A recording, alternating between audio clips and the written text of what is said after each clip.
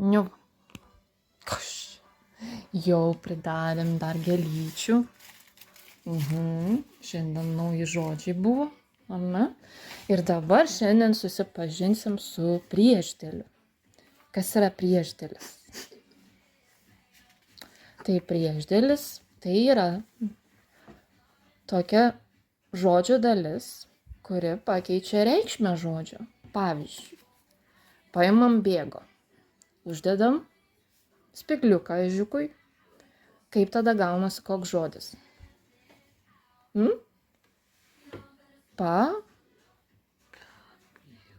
Pabėgo. Gerai. Pabėgo, tai jau toli jau nuo tavęs pabėgo, ar ne? Taip, dabar.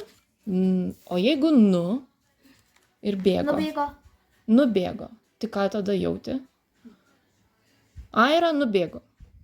Pasreksim. Kas tada gaunas? Kada nubėgo netoli. Nubėgo toliau nuo tavęs, bet nepabėgo, ar ne? Kaip Reksas pabėgo. Ar ne? Kažkur buvo pas siaubas prie miško, ko gero.